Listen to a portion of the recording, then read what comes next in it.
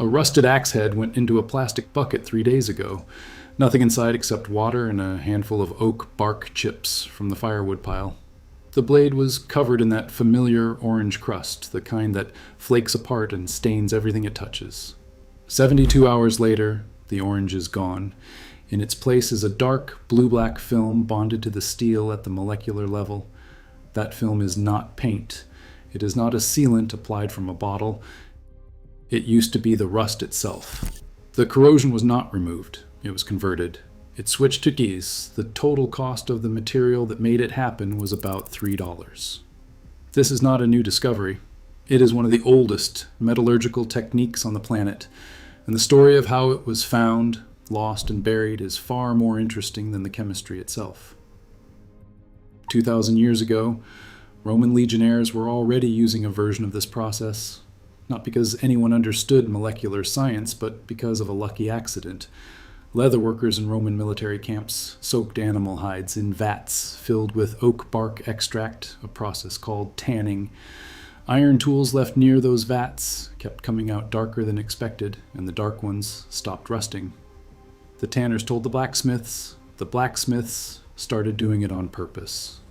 Halfway around the world, with no connection to Rome whatsoever, Japanese swordsmiths arrived at the same conclusion independently.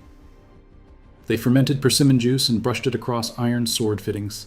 The metal turned dark and held up through entire monsoon seasons that destroyed untreated blades within weeks.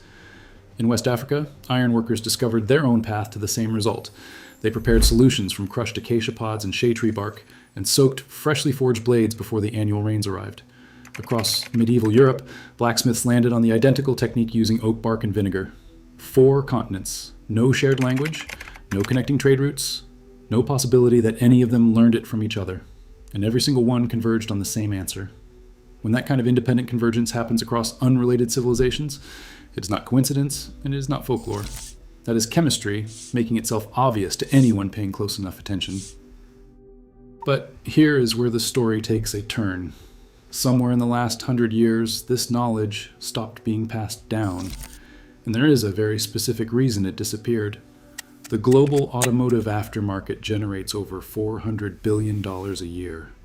Roughly $90 billion of that revenue traces directly to rust damage, replacement body panels, corroded brake lines, exhaust systems that rotted through a full decade before they should have failed, suspension components eaten from the inside out by road salt. An entire sector of the global economy is financially dependent on metal corroding and needing to be replaced. A compound that costs pennies per application and converts active rust into a stable, bonded, protective layer is not something that industry has any motivation to make famous. That is not a conspiracy theory. That is just how incentive structures work. And here is the detail that makes it sting.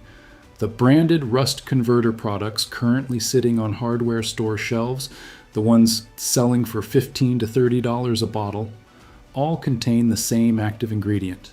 Pull up the safety data sheet on any of them. The primary compound listed is tannic acid, the exact same molecule, the exact same reaction, repackaged in a different bottle at 10 to 15 times the cost. The chemistry behind all of this is something most people have actually witnessed their entire lives without ever knowing what they were looking at.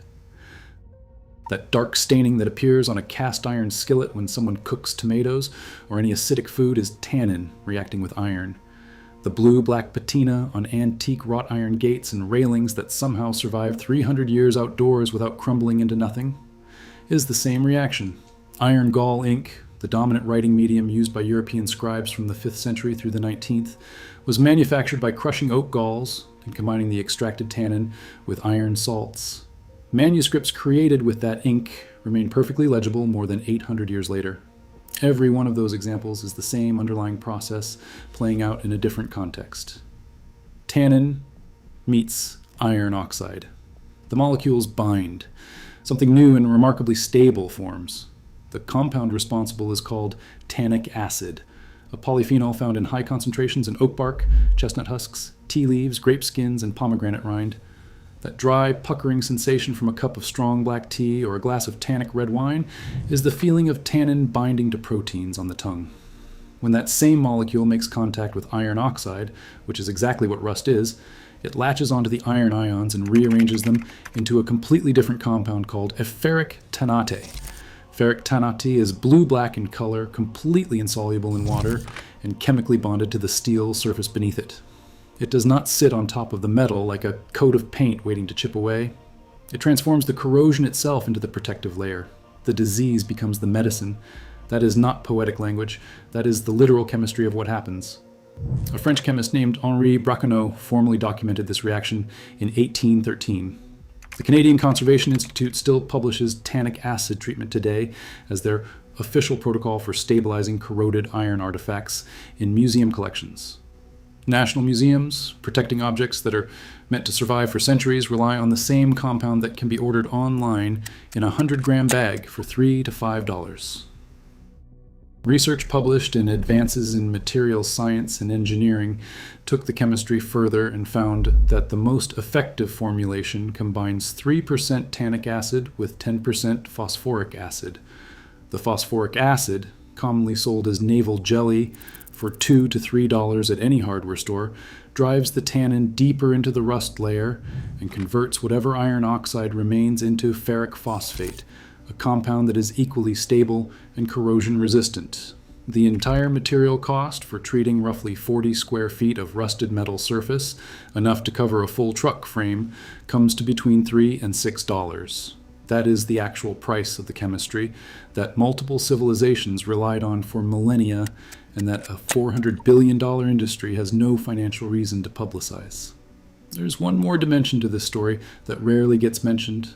Iron Age bog bodies recovered from peat marshes in northern Europe have been found with iron blades still intact beside them, more than 1,000 years after burial. Those blades were not deliberately treated. They survived because the peat water surrounding them was naturally saturated with tannin from decaying plant matter. The chemistry was happening on its own, underground for centuries, with no human intervention at all. That is how fundamental this reaction is. It does not require precision or expertise. It just requires tannin and iron to be in the same place at the same time. The treatment is not a permanent shield under every condition. In high chloride environments, coastal salt air, and heavy winter road brine, the ferric tannate layer degrades over time. But for the vast majority of applications, tools, camp gear, vehicle frames, and cookware, a single treatment holds for years with nothing more than a brief seasonal refresh. The Canadian Conservation Institute recommends thin applications rather than a single heavy coat because thinner layers cure into a denser and more tightly bonded film. Museum conservators have been following that exact protocol for decades. Somewhere between the Roman tanning vat and the modern hardware store aisle, this knowledge quietly vanished from the public conversation, not because it stopped working, not because something better replaced it, but because an industry worth $400 billion had no reason to keep it in circulation. The old chemistry sat on a shelf and gathered dust while branded products filled the space it used to occupy. And now it is finding its way back, $3 at a time. If this changed how you think about rust, hit subscribe. There's a lot more where this came from.